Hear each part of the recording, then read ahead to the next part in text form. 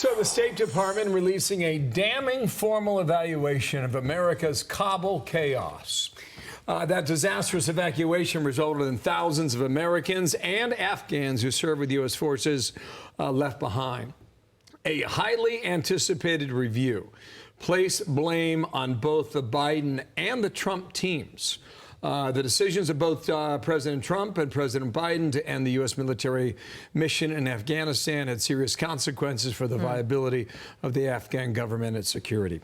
Joey Jones, retired U.S. Marine, bomb tech, and a Fox News contributor, author of a brand new book that we will talk about in one moment. Hello to you, my friend. Good morning. Nice to see you. Yeah, thanks for having me. Why don't we pull a quote here, guys? Let's do number 2.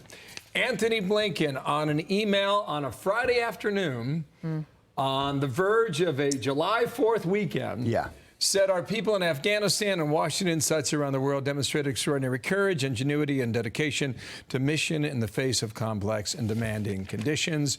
We all know it did not have to be this way.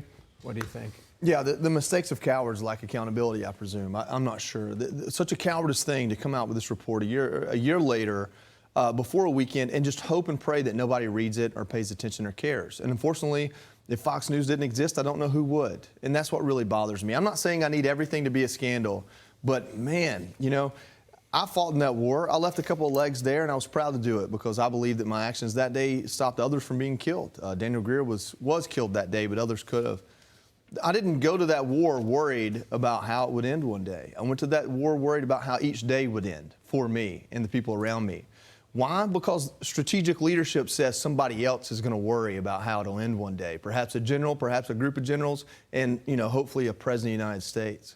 I believed in them that whatever happened to me each day in Afghanistan mattered because they would make sure it mattered. They would accomplish whatever mission the American people elected them to accomplish. For 20 years, we watched this war. And I want to say, you know, no matter how you feel about Iraq in 2003, we had all the righteous cause in the world to go into Afghanistan in 2001. And we did a hell of a job that first year we were there. What happened those next 20 years, I think, was more politics than strategy. I truly believe that. It felt like, as someone as a boot on the ground, like we didn't fight a 20-year war. We fought 10 two-year wars. And midterms and presidential elections seemed to sway the strategy as much as anything. That may not be completely true, but it certainly felt that way from 2005 when I joined until I saw our last troops leave. What do you think about the State Department report, though, lumping in Trump with them? Because I think Trump answers this very well when he's asked about it in terms of, yes, we wanted to get out, but if I had been in charge, we would have done it in a different way. You know, if you read On Killing by Dave Grossman, he talks about, we always say fight or flight, but there's two other things there called submission and posture. Posturing is huge. Trump talked with hyperbole, and even to his own generals, hey, you will do this or else. So they bring him the best option. It was my belief that we were never going to be every troop out of Afghanistan, but we were going to change our posture such that we wouldn't feel at war in Afghanistan. And Trump's way of doing that was through hyperbole. That's what I believe before he lost re-election, before Biden lost Afghanistan. So I think it's difficult to look at President Biden and President Trump in the same light on this. With that being said, I don't blame President Biden for us losing the Afghan war. Right. However, of 4 presidents that presided over it, he's the only one that had 8 years experience with it before he became president. So I expected more of him probably than any president before him because he had the most opportunity to see through to the end.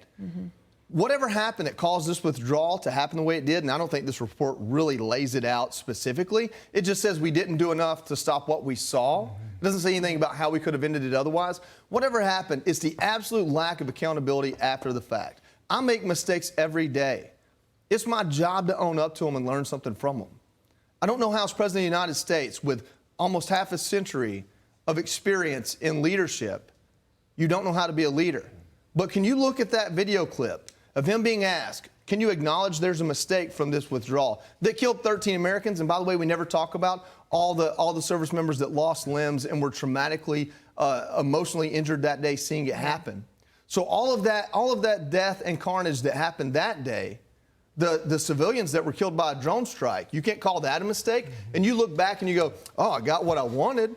Al-Qaeda isn't running the place. Well, brother, I thought it was ISIS-K and Taliban we were worried about on that day. Are you that confused, or are you just that much of a coward that you can't own up to it? I think the American people would respect him if he did. This is the Doha Agreement, and it's 4 or 5 pages long. And Yes. It's conditions-based. You can't do 3 or 4 unless you get 1 and 2. Exactly. Right? You know, page 2. With the start of intra-Afghan negotiations, we'll pursue this. Anyway, that's where that is now. Tell us about your book. Well, why'd you write it? We talk about Afghanistan as this political issue, but for me, I know it as a human issue. That war affected most of the people in my life, if not all, the ones that love me and all the ones I'm friends with. I sat down, and not all are Afghan vets, but most are. We sat down and interviewed 10 people, 9 service members and 1 Gold Star wife. The Gold Star wife being Stacy Greer, whose husband was standing beside me the day I lost my legs and he was killed.